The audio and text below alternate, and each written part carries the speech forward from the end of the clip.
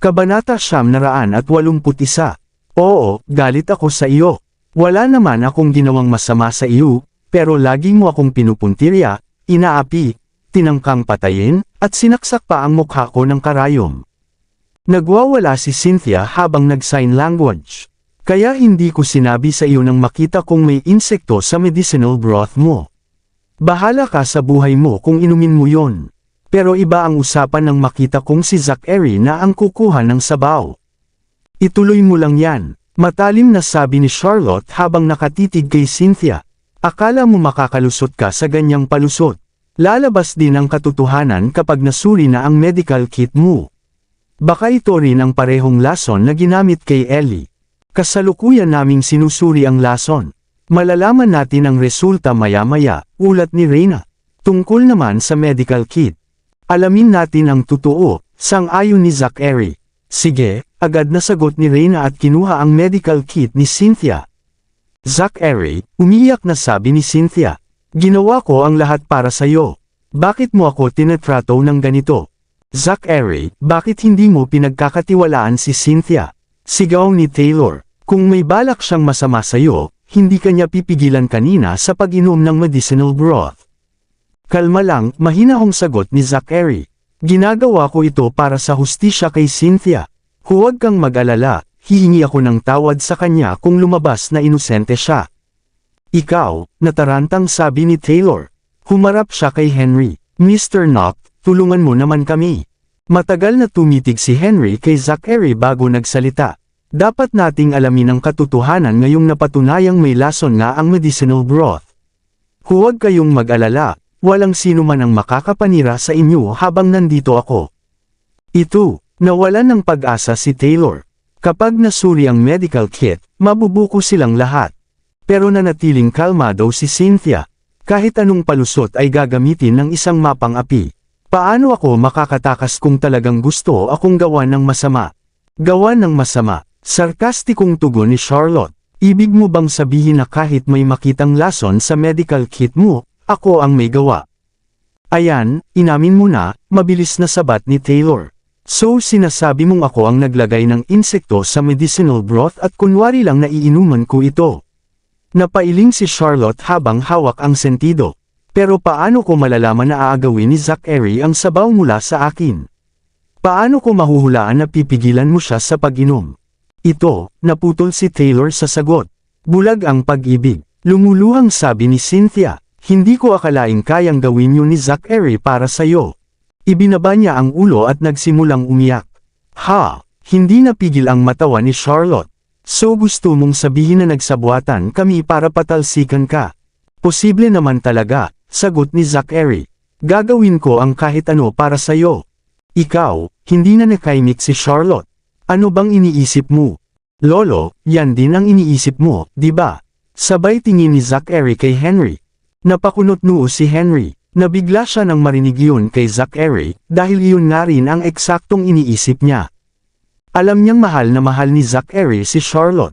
Gagawin nito ang lahat para sa kanya. Posible talaga na nagsabuatan sila para mapaalis si Cynthia at makuha muli ang tiwala ni Henry para makapanatili sa Knock residence. Ngunit pinilit na lang niyang iwaksi ang ideya matapos marinig mismo kay Zachary. Cynthia, matalino ka talaga. Uminom ng tsaa si Zachary at nagsalita ng mahinahon. Alam mong malapit ka ng mabuko, at alam mo ring may patibong akong inilatag para sa iyo. Kaya sumuko ka na sa akin at inasa ang lahat kay Lolo. Wala kang alinlangan na hilahin ako pababa para makuha ang tiwala niya. Lahat ay may saysay, ang galing mo sa panlilinlang. Ikaw, napatitig si Cynthia kay Zachary na gulat na gulat. Anong balak mo? Kunot noong tanong ni Henry. Sige, tigilan na natin ang palabas, wika ni Zachary habang iniwasiwas ang kamay. Agad namang kinuha ni Ben ang kanyang telepono at ipinakita ang isang video sa puting screen. Maya-maya, nagsimulang mag-play ang video. Ito ay CCTV footage mula sa mansyon ng mga Knock 2 araw na ang nakalipas.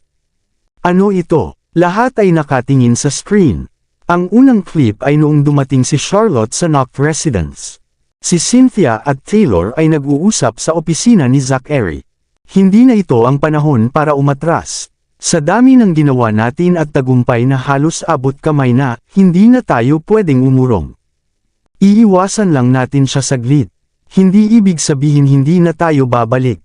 Hindi pa niya naaalala ang lahat. Pero kapag nalaman niyang ikaw ang nagpanggap na siya sa kasal, siguradong papatayin ka niya. At kapag nalaman niyang ikaw ang naglagay ng lason. Nasa opisina tayo ni Zachary. Sana walang CCTV dito. Ang pangalawang clip ay ipinakita si Cynthia na umaalis sa opisina at palihim na inuutusan si Freya gamit ang sinyas ng kamay. Makikita si Freya na palihim na naglakad papunta sa kwarto ni Ellie na may dalang herbal na sabaw. Sa daan, ibinuhos niya ang isang pakete ng gamot sa sabaw. Ang ikatlong clip ay si Freya at dalawang medical staff na pinilit si Ellie na inumin ang sabaw. Pati pinigilan pa siya habang sinusubukang ipainom ang gamot. Buti na lang at anden sina Jamie at Fifi na nakapigal kay Freya. Kaya kaunti lang ang nainom ni Ellie. Pero mabilis na umepekto ang gamot. Galit na galit si Henry habang nanunood. Itinuro niya si Cynthia at pasigaw na sinabi, "Ikaw, ang lakas ng loob mo." Namutla si Cynthia at nataranta. Hindi niya inakalang may CCTV pala at na-record ang lahat. Akala niya wala ng camera sa loob ng bahay ng mga knock. "Huwag kang kabahan. Tignan mo pa," sabi ni Zachary. Ang ikaapat na clip ay si Jamie na pasan si Ellie habang bumababa ng hagdan para hanapin si Charlotte. Makikita si Cynthia na nagsinyas sa mga medical staff ng Blackwood. Tumakbo sila sa likod ni Jamie at itinulak ito pababa ng hagdan. Nanggamulong sina Jamie at Ellie sa hagdan, dali-daling tumakbo si Cynthia paharap, na kunwari para suluhin sila. Pero ang lahat ng iyon ay para lang magkunwaring mabait at makuha ang simpatsya ng iba. Ang ikalimang clip ay si Zachary na buhat si Charlotte na muling nagka-relapse, pauwi na sila. Galit si Cynthia kaya bitbit ang medical kit paakyat habang wala si Zachary. Gamit ang pangalan ni Zachary bilang dahilan, sinubukan niyang tusukin si Charlotte ng karayom. Pero hindi niya inaasahan na madedepensahan ni Charlotte ang sarili, at ang mukha ni Cynthia mismo ang natusok. Ibig sabihin, ang lason sa karayom ay kay Cynthia talaga galing. Ang ika-anim na clip ay sina Taylor at Cynthia sa isang silid. Matapos malaman ni Taylor na nasira na ang mukha ni Cynthia, napag-usapan nilang utusan ang medical staff na kunin ang medical kit. Halatang si Cynthia talaga ang may pukana ng lahat. Ang ikapitong clip ay si Cynthia na inuutusan si Taylor na si Freya ang maghanda ng gamot pagkalisan nina Henry at Zachary. Inutusan pa niya ang dalawang medical staff na lasunin si Charlotte. Ang ikawalong clip ay ipinakita ang dalawang medical staff na naghahalo ng lason sa sabaw. Ang buong katotohanan ay nabunyag sa 8 video clip na ito. Bagsak sa sahig si Cynthia, punong-puno ng panghihina at kawalan ng pag-asa. Hindi na siya makakapagpalusot. Lahat ng ginawa niya ay lumabas na sa harap ng lahat. Parang hinubaran siya sa liwanag ng araw, at wala na siyang matatakbuhan. "Ikaw," galit na galit si Henry, na nanginginig. Itinuro niya si Cynthia gamit ang mahina at nanginginig na kamay. Gusto niyang pagsabihan ito pero wala na siyang masabi. Hinawakan niya ang dibdib niya at muntik nang atakihin sa puso. "Ginoong Knock," lumuhad si Taylor at nagmakaawa. Binalot lang ng selos si Cynthia. Wala siyang balak saktan si Zachary. Gusto lang niyang manatili sa tabi niya. "Patawarin mo siya. Para lang makasama ako, pati ba mga anak ko ay sasaktan mo ba talaga?" Si Zachary na tanong niya na puno ng galit at pagtataka. "Akala mo ba na makukuha mo ang loob ko gamit ang ganitong kababawan at kasuklam-suklam na paraan?" "Hindi ganon ang ibig kong sabihin," sagot ni Cynthia habang umiiling ng mariin. Tama na. Hindi na gusto ni Zachary na marinig pa ang mga paliwanag niya. "Siguro masyado na akong naging maluwag nitong mga nakaraan kaya iniisip ninyong mag-ama na madali akong kontrolin." "Hindi ganun Zachary," mabilis na sagot ni Taylor. Si Cynthia lang naman ang may galit kay Charlotte dahil sa pambubuli nito, pero wala siyang intensyong saktan ka o ang mga anak mo. Tinutulungan ka nga niya pati si Ellie. Nang lagyan ng lason ni Freya ang pagkain, ginawa niya iyon ng mag-isa. Wala roon si Cynthia. Ang gusto lang ipahiwatig ni Cynthia ay gusto niyang pakainin si Ellie. Hindi niya iniutos kay Freya na lagyan ng lason ang pagkain. Hanggang ngayon, nagsisinungaling pa rin kayo, tanong ni Charlotte na gustong paalisan na ang mag-ama. Pinaupo siya ni Zachary at kalmadong nagsalita. Oo, sa video na nakuha, hindi malinaw kung inutusan talaga ni Cynthia si Freya na ibigay ang gamot. Sa mga video na nakuha sa bahay, malinaw lang na may iniutos siyang ibigay na gamot kay Charlotte. Pero hindi maitatangging siya ang nagbigay ng lason kay Ellie sa Seacrest Restaurant. Walang ebidensya na si Cynthia ang gumawa niyan, mariing giit ni Taylor. Zachary, huwag kang magpaloko sa iba at basta na lang akusahan si Cynthia. Wala siyang kasalanan. Gusto mong sabihin na inaakusahan ko siya ng mali. Ipapakita ko sa iyo ang ebidensya. Reyna, opo sir, sagot ni Reyna habang iniaabot ang laboratory analysis report kay Spencer. Ayon sa pagsusuri, ang lason na nasa medicinal broth ay kapareho ng lason na ininom ni Ellie. Iyon na lang nasambit ni Taylor habang halatang kinakabahan pero patuloy pa rin sa pagtanggi. Hindi pa rin patunay ito na si Cynthia ang naglagay ng lason. Pwedeng yung katulong ang gumawa niyan. Dalhin ang saksi, utos ni Zachary. Maya-maya, dinala ni Bruce ang isang babae at inilagay ito sa harap ni Taylor. Freya, halos lumuwa ang mata ni Taylor sa gulat. Paano ka? Tinawagan ko siya kagabi at inutusan siyang ibigay ang gamot. Bakit andito na siya ngayon? Tulungan mo ako Uncle Taylor, pakiusap ni Freya. Hindi nasaktan si Freya pero halatang gumuho na ang kanyang loob, halatang galing sa matinding interogasyon. Arestado agad siya matapos siyang palayasin, paliwanag ni Zachary. Habang ini-interrogate siya ni Bruce, inamin niya ang lahat, kung paanong inutusan siya ni Cynthia na lagyan ng lason ang pagkain ni Ellie, pati ang ginawa mo kaninang umaga, kung paano mo siya inutusan na ibigay ang gamot. Gusto mo bang ipaulit ko sa kanya lahat? Napatingin si Taylor kay Cynthia habang kinakabahan. Gulong-gulo na rin si Cynthia at litong-lito. Ito na ang saksi at may ebidensya na rin, dagdag ni Zachary. Nagbigay ng sinyas si Zachary kay Bruce. Inilabas ni Bruce ang isang kahon na may laman ng mga pira-pirasong ceramic. Ito ang tasa mula sa Seacrest Restaurant, pagkakakilala ni Lupin matapos tumingin ng maigi. 12 tasa ang nasa restaurant. Yung 11 ay maayos pang nakuha. Yung isa lang ang nawawala, yung ginamit, kinuha ni Cynthia, saka ito binasag at itinapon sa basurahan 3 kilometro ang layo. Nahanap ko rin ito, paliwanag ni Bruce.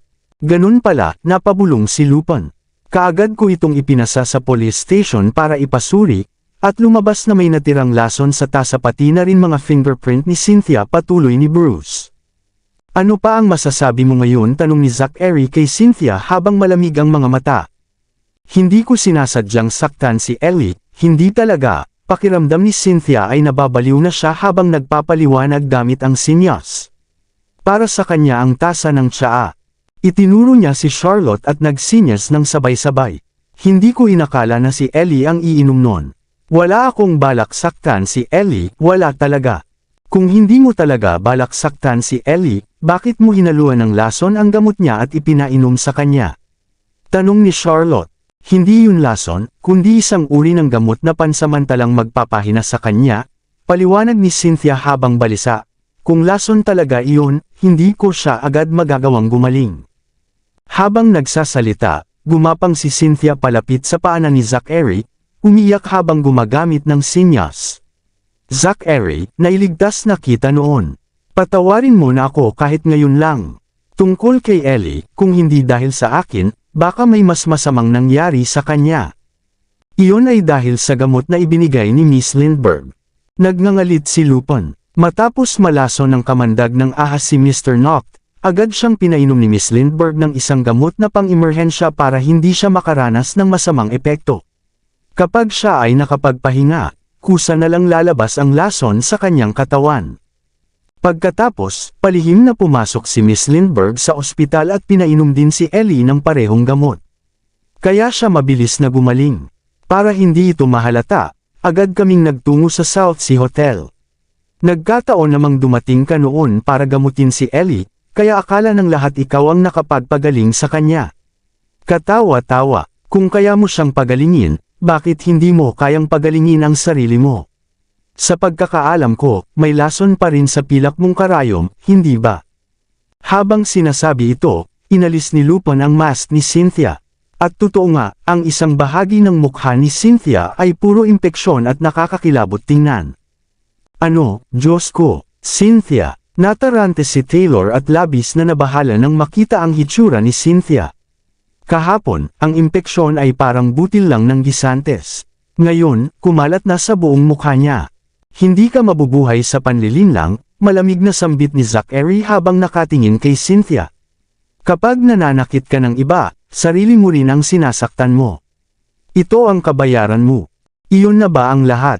Galit na sabi ni Charlotte habang napakuyom ang mga kamao. Sobrang sama ng ginawa niya sa akin noon. Sapat na ba ang ganitong parusa para sa pananakit niya sa anak ko? Hindi ko balak saktan si Ellie. Ikaw lang talaga. Tinitigan ni Cynthia si Charlotte ng may matinding galit, at gumagamit ng sinyas na puno ng emosyon. Pareho tayong babae. Bakit ako ang kailangang maging pamalit? Lahat ginawa ko para sa pamilya Nock. Nagpakumbaba ako, halos ituring ang sarili ko na parang alikabok. Pero ni minsan, hindi mo man lang ako tiningnan ng maayos.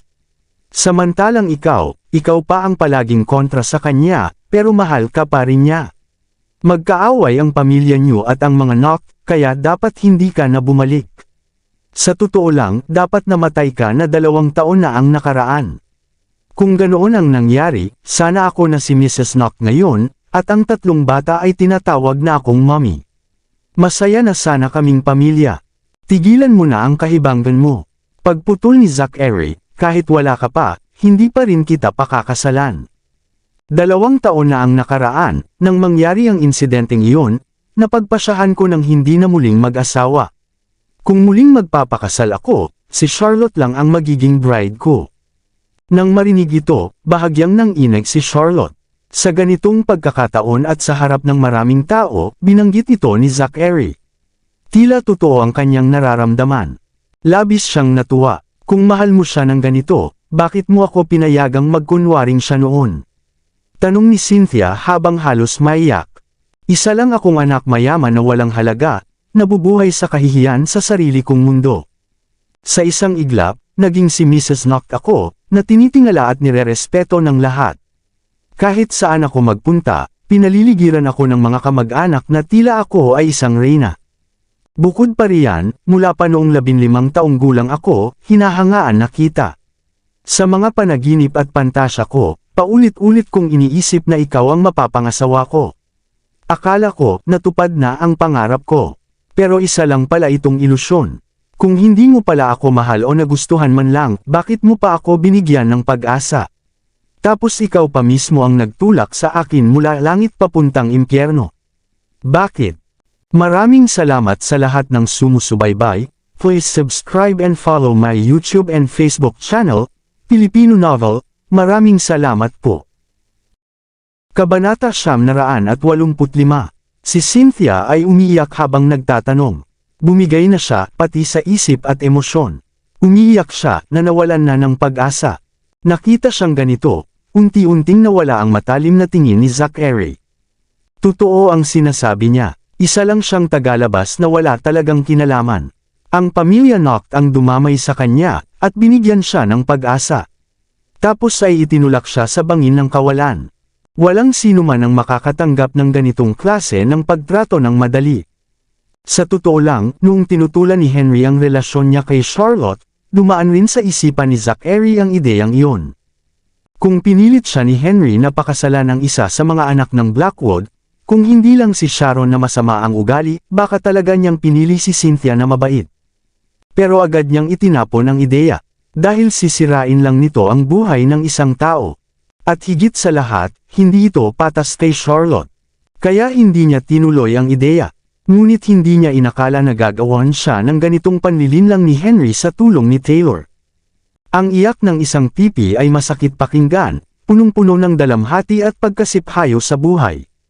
Siguro para sa kanya, isa talaga siyang inosenteng biktima. Gaya ng sinabi niya, namumuhay siya ng simple at tanggap na ang kapalaran. Tapos biglang may dumating at binigyan siya ng matinding pag-asa. Siyempre, gagawin niya ang lahat para hindi iyon pakakawalan. Mr. Nock, nakikiusap ako. Hayaan mo na lang mabuhay si Cynthia. Sabay luhod ni Taylor, na umiiyak at nagmamakaawa. Buti na lang at walang matinding pinsalang nangyari. Halos gumaling na si Ellie. Hindi rin naman nalason sina Zachary at Miss Lindbergh. Nasira na ang mukha ni Cynthia at iyon na ang parusa niya. Kung maaari, palayain mo kami at lalayo na kami sa inyong buhay. Kasalanan ko ito bilang ama. Hindi ko siya naturuan ng mabuti. Nakikiusap ako, bigyan mo pa siya ng pagkakataon. Kung ako lang ang sinaktan niya, baka napatawad ko pa siya. Pero lasunin niya ang anak ko. Hindi ko siya palalagpasin ng ganoon-ganoon lang. Hindi niya sinadyang saktan si Ellie.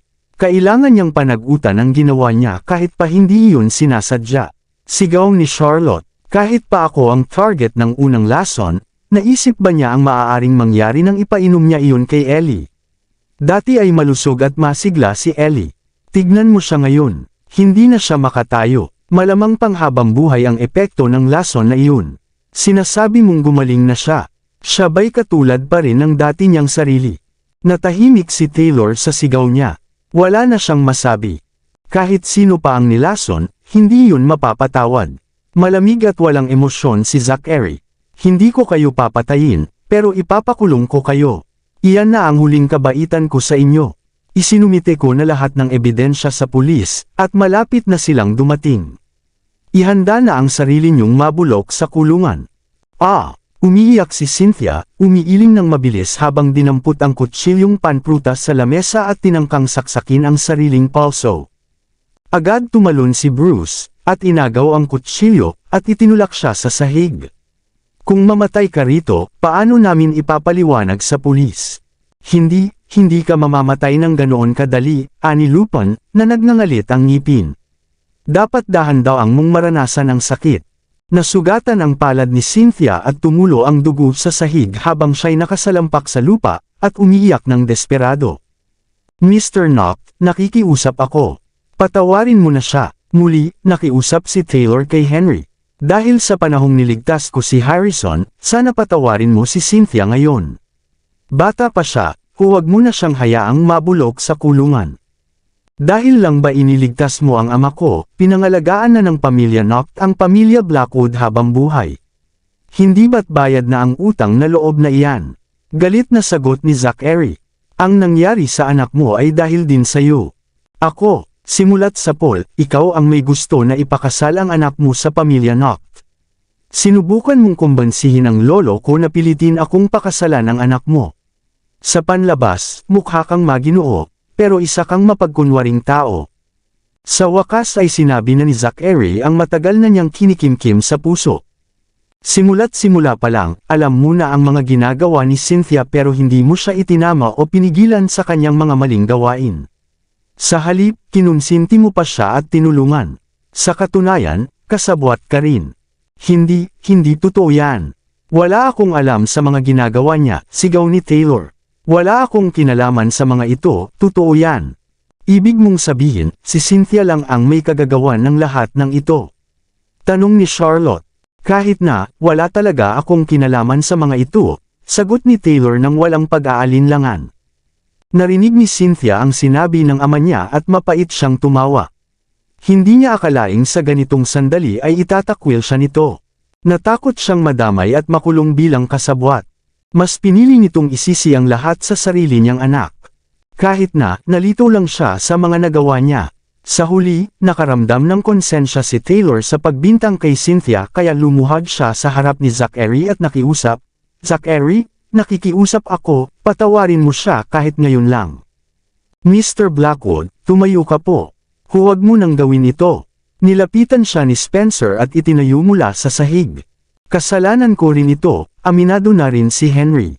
Ako ang may ideya noon na si Cynthia ang tumayong si Charlotte 2 taon na ang nakalilipas. Dapat akong managot sa parte kong iyon. Pero Cynthia, hindi mo kailanman dapat lasunin ang isang bata. Kung nakakaramdam ka ng pagkabigo, sana lumapit ka sa akin at bibigyan kita ng hustisya. Bakit mo kailangang lasunin ang isang bata? Hindi ko ginawa, umiiyak na sinyas ni Cynthia.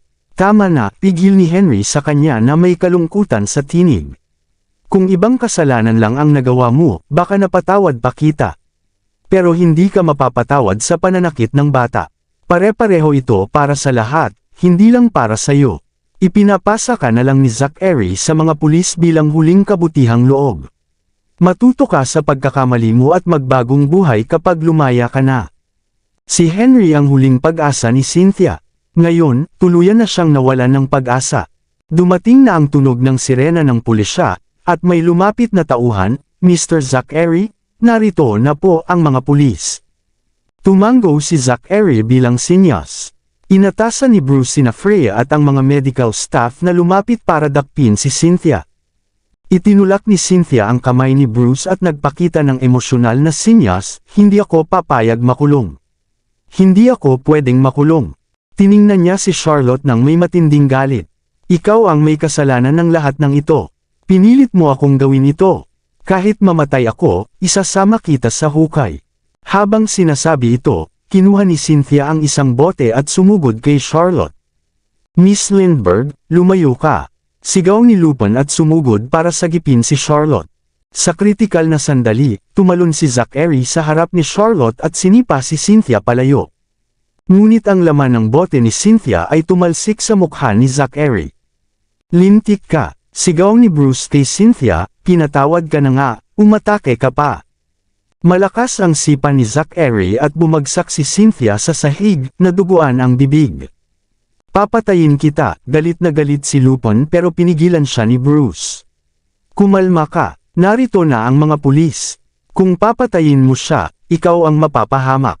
Yuko ka agad. Mabilis na binyanlawan ni Charlotte ang mukha ni Zachary ng tubig. Wala ito, hindi ako natamaan. Kalmado lang si Zachary. Tiningnan siya ni Cynthia nang may nakakakilabot na tingin. Mahal mo talaga siya, sayang lang wala na kayong oras na magsama. Malapit na tayong magsama sa kabilang buhay. Pagkasabi nito, ininom ni Cynthia ang natirang lason sa bote. Lahat ay natulala sa labis na pagkabaliw at pagkahumaling ni Cynthia. Cynthia, gustong lumapit ni Taylor para pigilan siya, pero ang nakakatakot na tingin ni Cynthia ang nagpapatigil sa kanya habang nanatili siyang nakatingin sa kanya na gulat na gulat. Kung may susunod mang buhay, ayokong maging anak mo ulit.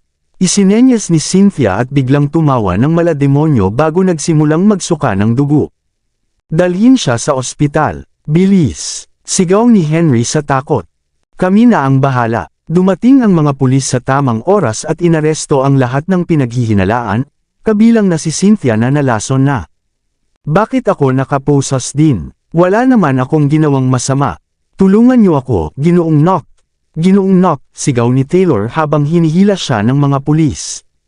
Ngayon, nanahimik lang si Henry at mahigpit na humawak sa armrest ng wheelchair. Namumula ang mga mata niya sa sakit at pagsisisi. Diyos ko! Ang nakakatakot naman nun. Sabi ni Mrs. Ralston habang hawak ang kanyang dibdib at putlang-putla ang mukha sa takot. Buti na lang at nahuli na rin ang babaeng demonyo. Alam ko nang may masama siyang balak. Sambit ni Molly. Lahat ng kasambahay ay takot na takot sa napagtanto nilang nakasama nila araw-araw ang isang napakapanganib na tao na kayang maglason ng kahit sino.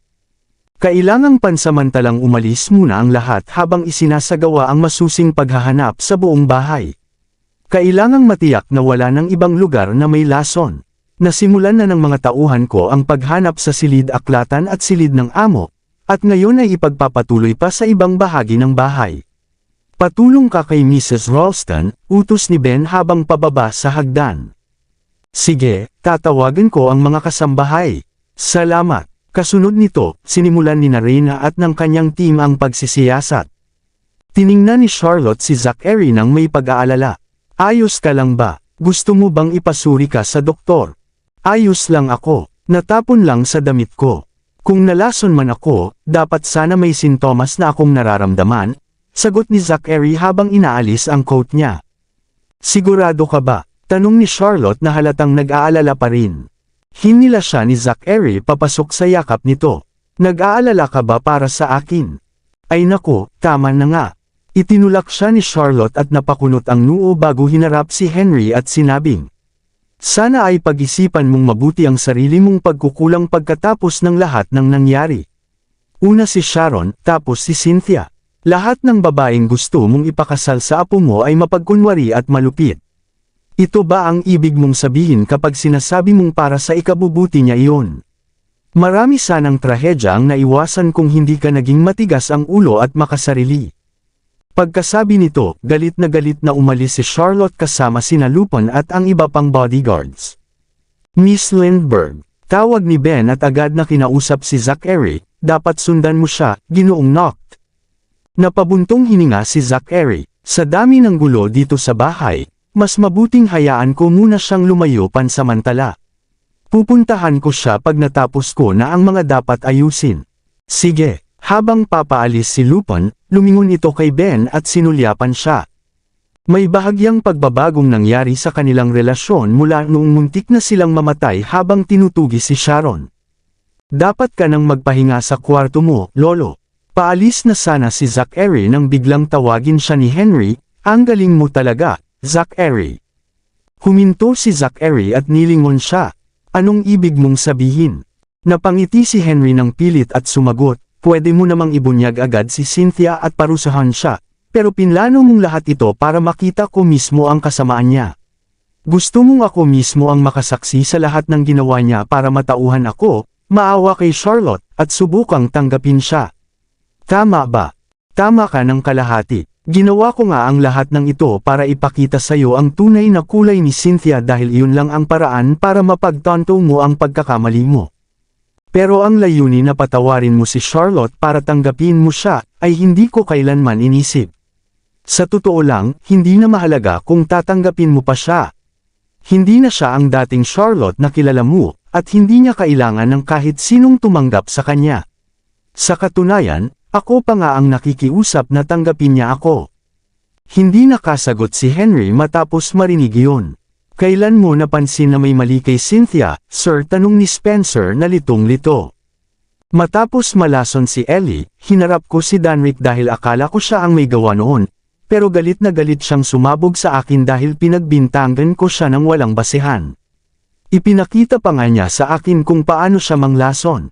Si Danrick ay isang taong may labis na pride, at hinding-hindi niya itatanggi kung siya talaga ang may gawa. Nang matiyak kung hindi siya ang may sala, nagpaimbestiga ako at agad na naging kainahinala si Cynthia. Dahil wala pa akong matibay na ebidensya noon, tinago ko muna ang hinala ko at hindi ko siya lubusang pinagkatiwalaan. Pwede ko naman sana siyang ipahipnotismo o ipa-interrogate kay Bruce para makuha ang kanyang pag-amin, pero alam kong pinagtitiwalaan mo ang pamilya Blackwood at siguradong makikialam ka. Kaya naisip kong ipakita na lang sayo ang tunay nilang pagkatao sa ganitong paraan. Nagpakabit ako ng mga nakatagong kamera sa bahay bago ko dinala si Cynthia roon, at lumabas agad ang tunay niyang ugali nang makapasok siya sa bahay. Nagsimula siyang abusuhin ang kapangyarihan niya, at si Taylor naman ay unti-unting naging mas radikal. Noon pa lang ay nandidiri na ako sa kanila, pero tiniis ko para lang maipakita sa iyo ang totoo. Sa huli, natagpuan ni Bruce ang baso na may lason, at doon na sila tuluyang nabunyag. Naintindihan ni Spencer ang nangyayari. Ganun pala, kaya ka pala medyo kakaiba kagabi. Sinadya mong sabihin kay Cynthia na aalis si Miss Lindbergh ngayong umaga para udyukan siyang lasunin si Miss Lindbergh at mahuli siya sa akto. Tumango si Zachary. Tama. Plano ko sanang hintayin muna si Dr. Felch ng ilang araw pa, pero nang malaman kong may balak siyang saktan si Charlotte, kinailangan kong madaliin ang lahat. Namangha si Spencer, ang galing mo talagang magplano. Ang hirap sigurong magpanggap ng matagal na panahon. Sarkastikong sabi ni Henry. Tinitigan siya ni Zachary at sumagot. Ito ang pinakaayaw kong paraan, pero ito lang ang paraan para makagawa ng magandang palabas para sayo. Bakit hindi mo nalang sinabi sa akin na may mali kay Cynthia?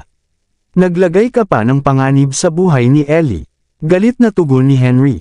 Medyo nakaramdam ng konsensya si Zachary. Well, kahit gaano kaperpekto ang plano ko, nagkaroon pa rin ng mga pagkukulang sa pagpapatupad. Alam kong muntik nang mamatay si Ellie dahil dito, pero makikinig ka ba talaga kung sinabi ko lang? Sa palagay ko pipilitin mo pa rin akong pakasalan si Cynthia kung hindi mo ito nakita mismo. Ikaw, galit na galit si Henry pero wala siyang maisagot. Alam mo kung gaano kalaking benepisyo ang nakuha ng pamilya Blackwood mula sa pamilya natin sa loob ng maraming taon. Ginamit ni Taylor ang tiwala mo at pinilit kang ipilit ang mga anak niya sa akin, at palagi mo siyang pinaniniwalaan. Pinili mong magtiwala sa ibang tao pero pinagdududahan mo ang sariling apo mo. Paano ko pa ba mapapatunayan sa iyo ang totoo kung hindi ko gagamitin ang ganitong paraan, tanong ni Zachary nang may pagkadismaya, at nakatameme kay Henry. Tama si Zachary, hindi ko siya kailanman pinakinggan kapag sinusubukan niyang ipaliwanag ang sarili niya, pero buong-buo ang tiwala ko kay Taylor. Ang katigasan ng ulo ko talaga ang ugat ng lahat ng problemang ito. At may isa pa akong bagay na baka hindi mo alam. Si Sharon ang umatake kay Charlotte at pumatay kay Mrs. Berry sa T-Nation 2 taon na ang nakalipas. Ang anak mong si Zara ang nag-utos sa kanya sa likod ng lahat ng iyon. Anong sabi mo? Namutla si Henry at nanlaki ang mga mata sa gulat. Hindi pwede. Bakit nila gagawin iyon? May nakuha kaming matibay na ebidensya sa ginawa nila at naipasa ko na ito sa pulis. Kung bakit nila ito ginawa, ang kailangan mo lang tanungin ang anak mo. Hindi lang niya sinubukang ipapatay si Charlotte sa T-Nation, pinadala pa niya ang mga tao niya para kidnapin si Robbie. Sa huli, si Charlotte pa rin ang sumagip kay Robbie. Si Zara pa mismo ang bumaril kay Kyle at pumatay sa mga tauhan ko para lang pilitin siyang makipaglaban, paliwanag ni Zachary na may kunot sa noo. Hindi totoo yan. Alam kong impulsive si Zara at handang gawin ang lahat para makuha ang gusto niya, pero hindi niya kayang saktan ang sarili niyang pamilya. Mariing sagot ni Henry, na pilit pa ring tumatanggi sa katotohanan. Nakuha ng dashcam ang lahat ng iyon sa video. Kung ayaw mong maniwala sa akin, pwede mong panoorin mismo ang footage o tanungin ang mga bata. Sila mismo ang nakakita sa lahat, ani Zachary habang inaabot ang isang tablet sa kanya. Nanlungo si Henry habang pinapanood ang video. Namutla ang mukha niya at sobrang sakit ng dibdib niya na muntik na siyang mahulog sa wheelchair. Mr. Henry, mabilis na lumapit si Spencer at pinainom siya ng gamot. Nag-alangan si Zachary kung itutuloy pa ang sasabihin niya, pero nagpasya siyang hindi umatras. Alam kong hindi ito ang tamang oras para sabihin ito, pero kailangan mong makita ang katotohanan. Dahil kung hindi mo maiintindihan kung gaano ka nagkamali. Sa halip na kontrolin mo ako, dapat kay Zara mo ibinuhos ang oras mo sa pagdisiplina. Marami sanang trahedya ang naiwasan kung ginawa mo yun. Mabilis siyang pinigilan ni Spencer. Tama na po, Mr. Zachary. Hindi na kaya ng puso ni Mr. Henry ang mga naririnig niya. Isipin mo ang mga sinabi ko. Tiningnan ni Zachary si Henry sa huling pagkakataon bago siya tuluyang umalis. Pinapunta naman ni Spencer si Mrs. Ralston para bigyan si Henry ng baso ng tubig. Naghintay siyang kumalma ito bago siya pinayapang muli. Mr. Henry, sana huwag mong masyadong dibdibin ang mga sinabi ni Mr. Zachary. Tumangala si Henry at nagtanong, lahat ng kasamaan na ginawa ni Zara, pati na ang totoong motibo ng pamilya Blackwood. Alam mo na ba ang lahat ng iyon mula pa noon? Napakunot ang noo ni Spencer. Kamakailan ko lang po nalaman. Si Miss Zara ay palaging mahirap pakisamahan, pero hindi ko inakalang kaya niyang gumawa ng ganyang kalupitan. Tungkol naman sa mga Blackwood, magaling silang magtago ng tunay na motibo, at kagabi ko lang napansin ang kakaiba sa kanila. Ang tanga-tanga ko, yumuko si Henry, na punong-puno ng hiya at pagsisisi. Tama nga si Charlotte, una si Sharon, tapos ngayon si Cynthia. Parehong babae na pinili ko para kay Zachary ay mas asama at walang puso, pero ipinilit ko pa ring pakasalan niya sila. Paulit-ulit kong binaliwala ang mga babala ng iba at mga pagtutol ni Zachary, at ang katigasan ng ulo ko ang naging dahilan ng sunod-sunod na trahedya. Sa sobrang tutok ko sa pagkontrol kay Zachary, nakalimutan kong ang sarili kong anak ang tunay na salarin. Parang bomba na anumang oras ay pwedeng sumabog, si Zara ay banta sa pamilyang Noct. Sa pagpipilit kong kontrolin si Zachary, ginawang mahina at walang panlaban ang sarili kong apo. Panahon na para pakawalan mo siya, Mr. Henry. Binitiwan ni Spencer ang matagal na niyang gustong sabihin. Kasalanan ko ang lahat, mahina at malungkot na sabi ni Henry. Sa wakas, napagtanto ko ang dami ng pagkakamaling nagawa ko dahil sa katigasan ng ulo ko. Kung naging mas matalino lang sana ako noon, baka buhay pa ang anak ko at manugang ko ngayon. Kung pinagkatiwalaan ko lang si Zachary sa mga desisyon niya sa relasyon, baka naiwasan ko lahat ng ito. Kabanata 990. Nagawa ko ang napakaraming pagkakamali habang sinasabi kong para ito sa ikabubuti ni Zachary. Ang mga ginawa ko ay nagdulot ng hindi na maaayos na pinsala kay Charlotte, lumikha ng agwat na hindi na maaayos kay Zachary, at nag-iwan ng trauma sa tatlo nilang anak. Dati-rati iniisip ko kung bakit ako palaging sinisisi nila sa lahat, pero ngayon napagtanto ko na naging mapagmataas lang ako. Parang pagsasalamin sa pagsisisi ni Henry, biglang bumuhos ang ulan sa labas. Pagbalik niya sa kanyang silid, hinubad ni Zachary ang lahat ng kanyang damit at naligo ng matagal upang alisin ang lahat ng bakas ng lason sa kanyang katawan. Pati ang mga damit na maaaring may kontaminasyon ay ipinasira niya kay Reyna para makasiguro. Kakatapos lang maligo ni Zachary nang biglang dumating si Ben dala ang nakagugulat na balita. Tumawag ang pulis. Patay na si Cynthia dahil sa lason habang nasa daan pa lang. Ayon sa kanila, dumago ito sa lahat ng butas ng katawan. Nakakatakot ang itsura. Tinangkang lasunin ni Cynthia si Charlotte gamit ang napakalakas na lason, pero siya rin ang uminom. Parang karapat-dapat lang sa kanya yun. Oo nga, sobrang bangis ng lason na yon. Buti na lang at hindi ito nainom ni Miss Lindbergh. Pero teka, sigurado ka bang ayos ka lang? Nabuhusan ka ng lason sa mukha kanina. Ayos lang ako, siniguro kung hindi ko ito nainom. Tingnan mo ako, ayos naman ako diba? Kung nalason ako, dapat may sintomas na ngayon. Tama ka nga siguro. Mahinang sagot ni Ben habang tinitignan si Zachary mula ulo hanggang paa at kinukumpirma kung ayos na talaga ito. Ano pa ang sinabi ng pulis? Anong nangyari sa iba pang kasabwat? Iniimbestigahan ngayon si Taylor dahil sa pakikipagsabuatan kay Cynthia, at ang Cinder Group ay kinuha na ng pulis. Nakuha na rin natin pabalik ang lahat ng perang ininvest natin sa kumpanya. Lahat ayon sa iyong hula, sir. Ayos. Umupo si Zachary sa sofa, at binigyan siya ni Ben ng baso ng alak habang nagpatuloy. Tumawag si Marino. Nahanap na raw niya si Dr. Felch at nakipag-ugnayan na siya sa pamamagitan ni Miss Lindbergh. Nang marinig ni Dr. Felch na buhay pa si Miss Lindbergh, pumayag siyang pumunta agad sa H-City. May nakahandang private jet para sa biyahe at aalis sila ngayong gabi. Maluwag ang buntong hininga ni Zachary. Ayos yun. Sa tulong ng kanyang lunas, tuluyan nang mawawala ang lason sa katawan ni Ellie. Masayang katapusan para sa lahat. Ang natitira na lang ay sina Sharon at Zara. Bantayan mong mabuti si Sharon. Huwag na huwag mo siyang pululusutin ulit.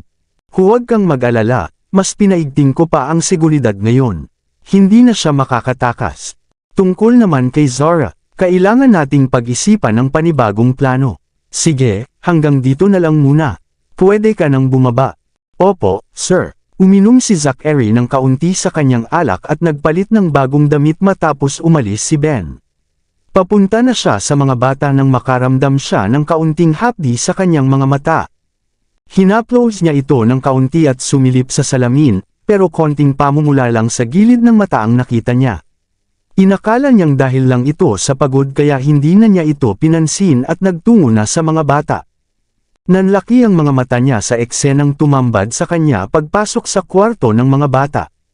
Tinutulungan ni Robbie at Jamie si Ellie na buuin ang isang jigsaw puzzle.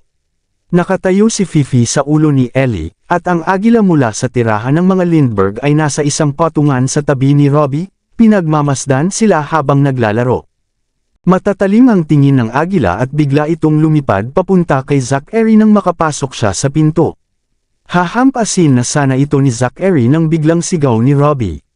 Fifi, bumalik ka rito. Tiningnan ng masama ng agila si Zachary bago bumalik sa dati nitong pwesto at patuloy na tumingin sa kanila. Iniwan ng mommy mo yan. Sabi ni mommy, babantayan kami ni Fifi habang wala siya.